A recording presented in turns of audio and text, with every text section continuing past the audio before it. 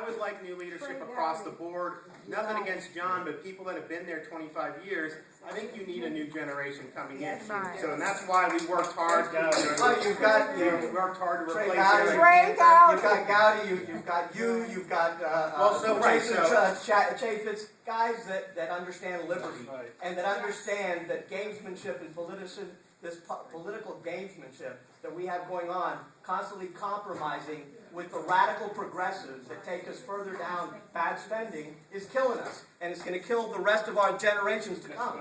So we have a generational problem coming up, and our children aren't even knowing about it, understanding the bomb that's coming to hit us. So we need new leadership. And so I'm asking you, please, find somebody else to put in that place and start getting bills passed that are going to help, liberty, not destroy it. And we have to get rid of Mitch McConnell. Well, look, the Senate leadership, I have no say. So here's the thing with the House leadership. You can't beat something with nothing. If Trey Gowdy were to put himself out there, I would vote for Trey Gowdy. Or you don't even have to be a member of the House to do it. I mean, somebody like Dr. Ben Carson, I think that would be invigorating. Do you need big organizations to back you up? I can help. I can try to get some of the guys. But here's the problem, though. You've got to step forward, and you've got to. You don't just get Speaker that. You got to want that, and you got to be willing to fight for it.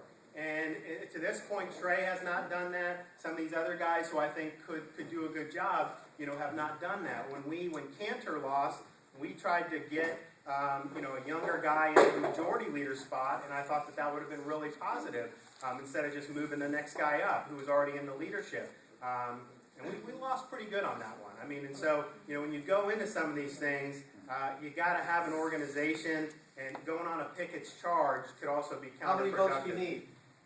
Well, that's the thing. I mean, to eventually elect somebody better, you need to get a majority of Republicans to nominate somebody better, and then you need that confirmed on the House floor.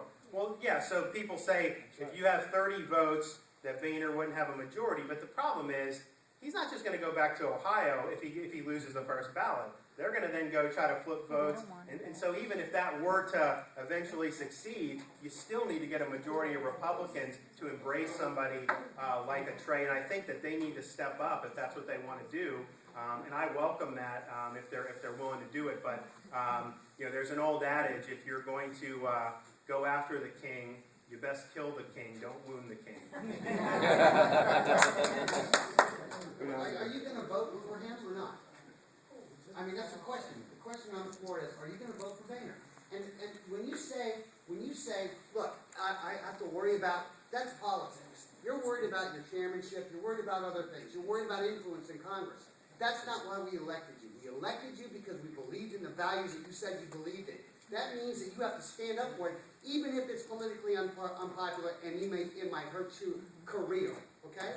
The whole point here is that we don't want that corrupt guy running Congress. Who would you vote for? I'd vote for Trey Gowdy, but you know what? I'm afraid of voting for anybody because I don't trust anybody up there anymore. Well, you have to vote for somebody. You can vote first and find a candidate, can't you? No. Yeah, I mean, theoretically, but do you think that would honestly be successful? I tell you what it does. It gives you some political capital with people like us. Okay? In other words, if you stood up for it, even if you lose once or twice, at least we know you're fighting for us. But when you say, oh, if I don't vote for it, then you're not fighting for us. What you're doing is you're bending. We didn't put you there to bend. Okay? I'm serious. I'm very serious about so this. it's interesting because, like people mentioned Trey Gowdy, and like I said, if he steps up, I'll vote for him.